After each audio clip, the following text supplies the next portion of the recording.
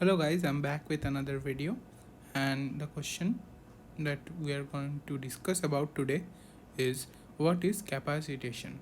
Okay, so this is a question from embryology. Let us start.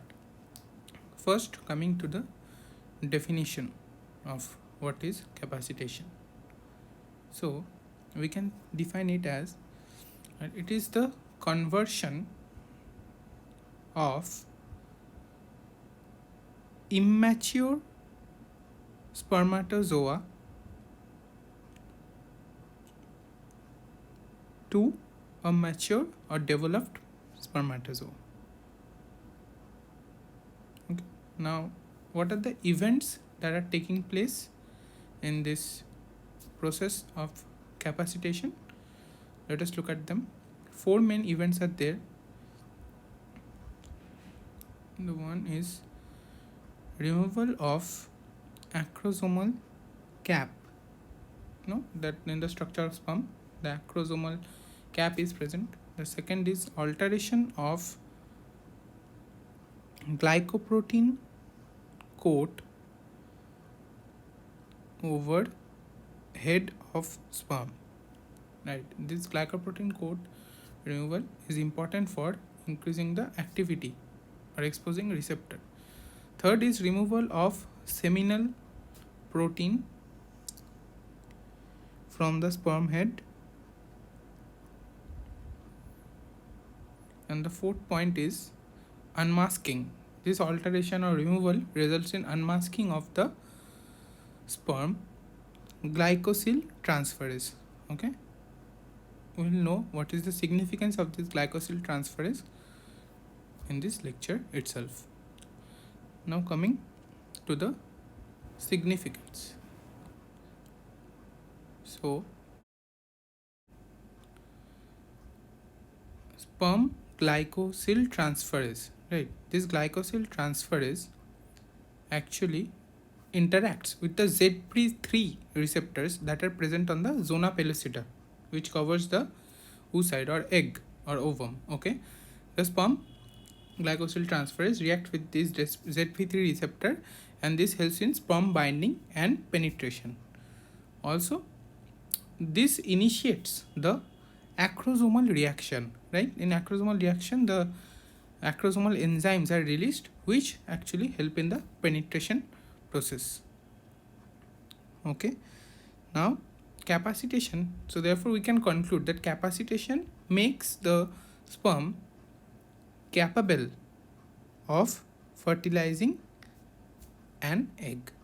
Okay, so that's the basics about capacitation.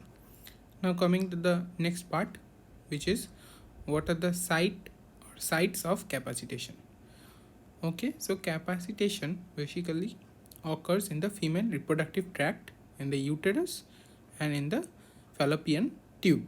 Now, one thing to know about is that the fallopian tube epithelial lining has PEG cells. These PEG cells secrete some cytokines. These cytokines help in capacitation. Okay. Now, a question that may arise is why capacitation doesn't occur in the male reproductive organ. Like, it is a question that may appear, like why no capacitation occurs in the male organ, right? Male reproductive organ.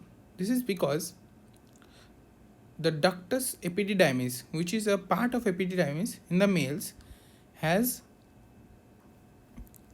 these principal cells. Okay, and these principal cells, they secrete something known as glycerophosphocholine. Okay, and this glycerophosphocholine actually inhibits the process of capacitation. So this is the reason why there is no capacitation until the sperms leave the epididymis. They are not even properly motile. Okay, so this is why no capacitation occurs in the male reproductive organ. Now, just to summarize, so what are the effects or the final result of capacitation?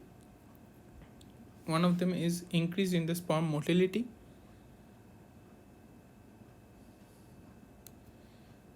The second is that they cause the destabilization of the acrosomal membrane, right?